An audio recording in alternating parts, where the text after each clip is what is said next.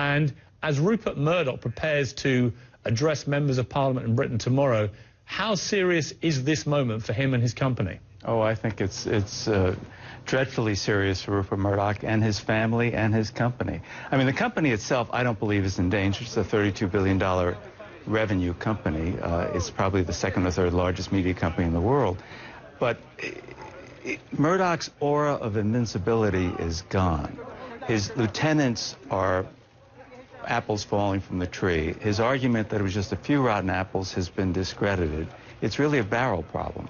And so he's got to deal with that, and he knows that in coming days, not just in his testimony tomorrow, but in coming days, there will be more apples that will be revealed to have been rotten. So he's got a lot to answer for.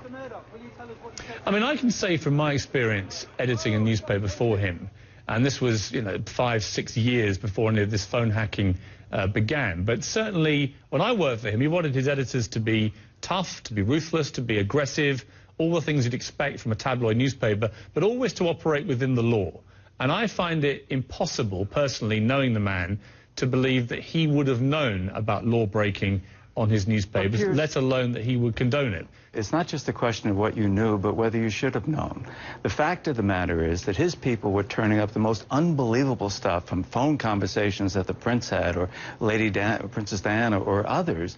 How did he not ask, and his top people not ask the question, how'd you get this? You know, as an editor, if your reporter comes into you with a story and says, I got this, I think it's a page one story, and say, oh my God, it's a great story, it is page one. But the first question you're going to ask is, how'd you get it? Who are your sources? Why weren't they asking those questions? Well, I'm sure that the editors would be asking those questions. Well, then they're implicated. Murdoch's, I'm sure Rupert, unless I don't know the man, I think tomorrow when he gets in front of these members of Parliament, he'll probably argue, look, I'm in charge, as you said, of a $32 billion corporation. I cannot be expected to micromanage the methodology of every single part of his company. I mean, would you expect him to? No, I would not, but I would expect him to at least that when he sees these salacious, delicious stories on page one that are as scandalous as they were, I expect him to at least, because when I profiled Murdoch in '95, I lived with him for 10 days, and he was calling his editors every day. You came into his all-white office, and every newspaper of his from around the world, 130 at the time, were lined up. He saw those headlines. He would leaf through many of those papers. I would expect he might have asked the question, how are we getting all this wonderful stuff? Turn to Porter Bibb here. There's been lots of speculation and denial from the Murdochs that the newspaper division may simply be sold off in Britain. Again, I find that hard to believe because of the deep-rooted love that he has for those papers. And I was, as a former editor of the News of the World, pretty shocked to see the News of the World shut down. After 168 years, it was his first newspaper that he bought in Britain. And it was something that he, I think, had huge respect and a personal admiration for. Did it become too hot? Is the newspaper division for him now in Britain simply not making enough money to make it worth saving in a crisis like this? Well, he's got to address several constituencies on this issue. One is the News Corp investors, and print obviously is a losing proposition, and News Corp has not made an effective transition to the digital domain for any of their newspapers, starting with the Times and the Sunday Times of London and going on down.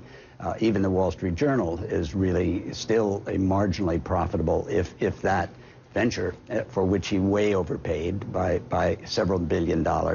But the other issue that he's got is in the UK, he is seen by politicians and regulators as dominating the media with his heavy de facto control interest in Sky News and Sky B, and still the majority of the major national dailies. So it's a matter of public record, Piers, that 8 weeks before this whole Shakespearean drama hit the headlines, Rupert and some of his senior managers were meeting with financial advisors and investment bankers, exploring the possibility of selling the entire News International conglomeration of newspapers. That's probably going to be inevitable now, and who knows whether the Wall Street Journal and the New York Post will be included. Let me turn to Jessica Reif-Cohen here. Full disclosure from the start, your firm is involved in the Murdoch purchase of Sky B that's now been put on the back burner because of its crisis. Do you agree with that reading? Was your information that the Murdochs were considering selling their newspaper division?